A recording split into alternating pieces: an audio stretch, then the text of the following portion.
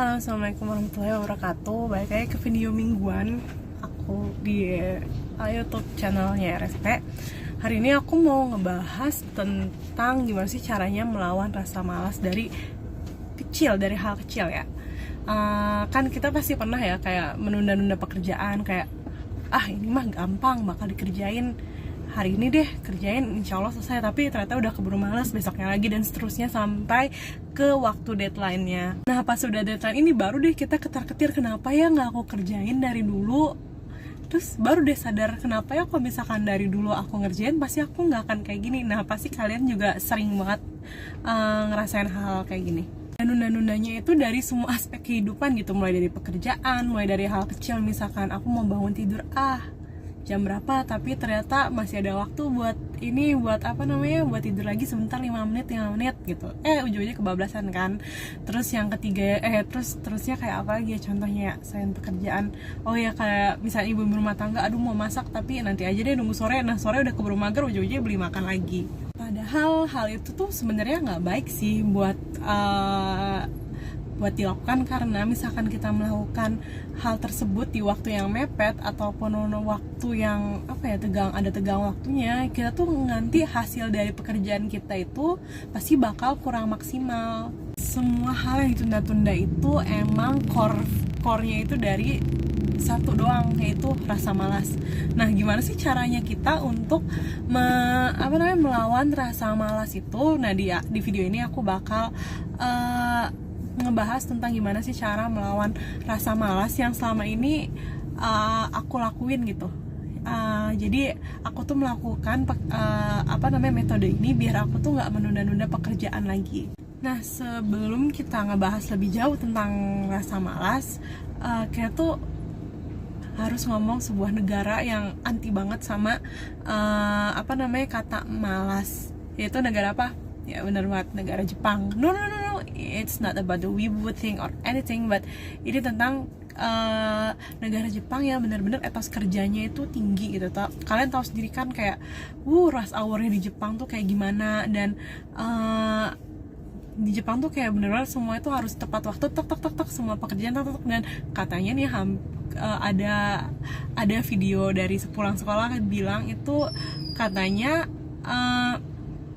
Jepang itu bakal kehabisan populasi kalau misalkan orang-orang Jepang itu malas untuk berreproduksi, karena mereka itu terlalu gila kerja.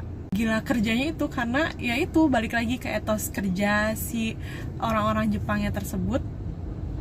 Untuk bekerja tuh sangat tinggi, jadi tuh mereka habiskan hampir seluruh waktunya untuk bekerja. Nah gimana sih caranya orang Jepang itu dididik biar jadi sangat rajin gitu? Nah mereka itu dididik dari sangat kecil, dari kecil tuh dididik melakukan untuk melakukan suatu aktivitas yang positif dan diulang-ulang gitu. Dia tuh walaupun diulang-ulang, walaupun waktunya sebentar, tapi karena dengan mengulang-ulang itu mereka jadi bakal terbiasa dan akan terbawa sampai mereka itu sudah dewasa. Nah, karena mereka udah terbiasa, maka ini nih bisa menjadi sebuah budaya di sana. Jadi tuh mereka itu lebih disiplin dan lebih menghargai waktu. Dan di sana itu ada sebuah metode namanya metode Kaizen. Kaizen itu sebuah metode biar mereka tuh jadi lebih disiplin lagi, biar mereka lebih tertata lagi hidupnya. Dan Kaizen itu terdiri dari 2 kata, yaitu yang pertama Kai atau kebiasaan, dan Zen adalah sebuah arti dari kebijaksanaan. Kaizen itu gabungan dari 2 buah kata yang apabila digabungkan itu bermakna seperti perubahan yang dilakukan sedikit demi sedikit, tapi akan menghasilkan kebijaksanaan untuk melakukan setiap tindakan apapun. Kayak itu adalah berubah dan Zen adalah kebijaksanaan. Jadi digabungin hasilnya seperti itu. Biasa juga mereka tuh nyebutnya tuh kebiasaan 1 menit yang dilakukan berulang-ulang. Nah jadi kayak misalkan aku mau komit nih, selama 1 menit aku mau melakukan ada hitungannya. Misalkan aku mau push up atau aku mau olahraga kayak skipping. 1 hari pertama itu emang rasanya tuh berat banget kan, kayak paling cuma dapat berapa push upan atau berapa skippingan. Tapi kalau misalkan kita lakukan berulang-ulang, kalau misalkan kita lakukan hampir setiap hari, nanti tuh pasti kita dapat lebih banyak push up atau lebih banyak skippingan. Atau lebih mudahnya kayak kita tuh nabung, waktu awal tuh kita nabung emang di awal itu sedikit, tapi lama-lama itu misalkan kita lakukan sehari-hari dan itu udah menjadi kebiasaan, itu tuh pasti bakal mempengaruhi kita untuk produktivitas kita ke depannya. Melakukan kayak misalkan kegiatan 1 menit tersebut tuh harus kamu lakukan itu benar-benar fokus dan tanpa distraksi apapun. Jadi beneran kamu tuh tertujunya buat ke situ doang, dan kalau bisa kamu nggak akan terpengaruh oleh keadaan sekitar kamu. Ya misalkan kayak apa ya, kayak nggak ada, gampang menoleh gitu, apa tiba-tiba main HP atau tiba-tiba main nonton TV atau apapun, dan itu dilakukan berulang kali, insya Allah pasti bakal bakal menjadi kebiasaan yang baik. Dengan adanya satu menit dalam sehari atau 1 menit dalam satu waktu itu akan membuat kamu tuh lebih bertanggung jawab, karena kamu tuh ngerasa kayak ada, wah aku bisa nih ngelakuin 1 menit ini, besok aku harus bisa harus bisa lebih lagi nih. Misalkan 1 menit itu dapat berapa, ataupun wah kayaknya aku bisa nih ngelatih ini dalam waktu 2 menit, atau pokoknya bisa lebih dari yang udah kita lakukan sebelumnya. Dan itu tuh membuat jadi kayak tuh ada efek ketagihannya gitu loh, dan itu sangat baik untuk kehidupan sehari-hari. Dan ini kalian harus ngerjain dengan ikhlas ya, dan kalau misalnya ada ikhlas tuh pasti kita insya Allah bakal konsisten kok buat ngelakuin hal itu dan untuk mencapai target itu. Dan kalau misalkan kita stop gitu, kita berhenti sejenak nggak melakukan kegiatan itu, nanti tuh kesananya pasti bakal mulai lagi tuh berat lagi gitu. Kalau misalnya kita udah nggak konsisten lagi, itu kayak malah lebih berat lagi untuk memulainya. Jadi kalau misalkan udah kalian komit dalam satu pekerjaan atau satu komitmen itu, kamu harus melakukannya terus menerus biar kita tuh lebih konsisten dan lebih banyak mendapatkan manfaatnya dari kegiatan tersebut, dan lebih produktivitasnya makin meninggi atau apapun. Karena misalkan kita gini ya, kita misalkan baca buku dalam 1 menit, kita tuh pasti bakal dapat ilmu gitu ya, 1 menit tapi dengan fokus, dengan tidak ada distraksi apapun.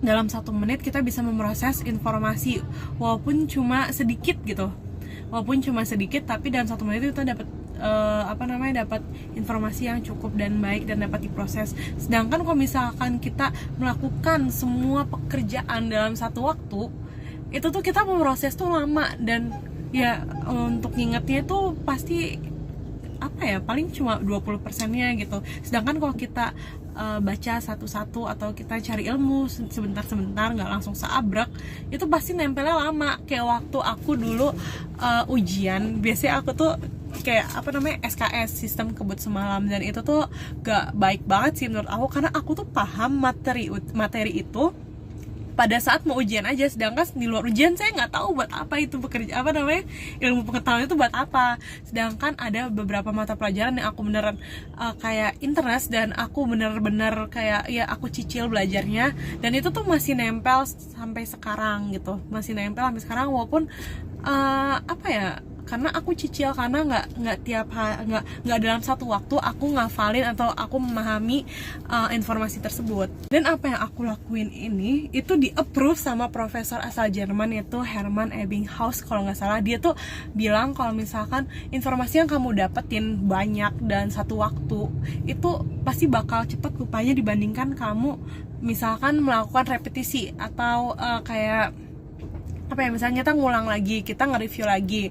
Nah itu tuh pasti bakal nempel di sininya tuh lama, walaupun biasa-biasa aja kamu ya, tapi karena kamu melakukan pengulangan itu, jadi tuh kamu pasti bakal inget, oh iya ada ini.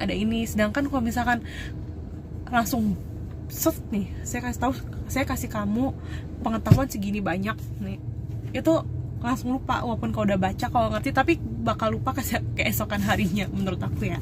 Nah hal ini nih udah aku terapin ya ke beberapa, kayak aku kan emang gak punya bahan, tapi aku punya ceker dan pelaksana di lapangan.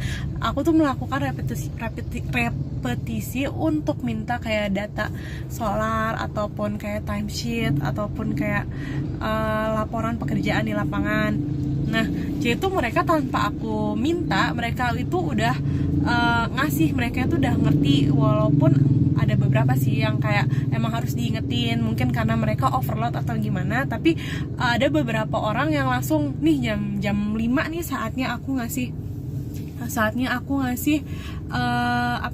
aku ngasih hasil pekerjaanku atau hasil laporan atau monitoring atau apapun buat dikasih ke aku.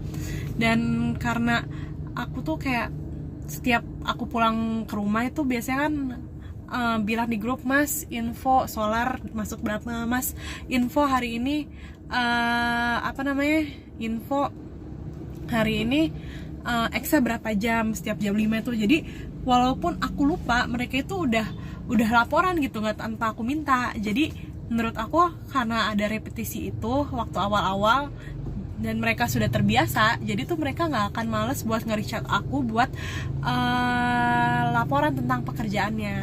Nah, dan itu tuh menurut aku sangat-sangat efisien. Salah satu cara biar kita tuh sama orang lain juga untuk bekerja sama itu enak gitu. Oke, sekian dari saya. Mungkin itu sih, mungkin akan ngasih insight ke teman-teman, semoga aja ya dan berguna.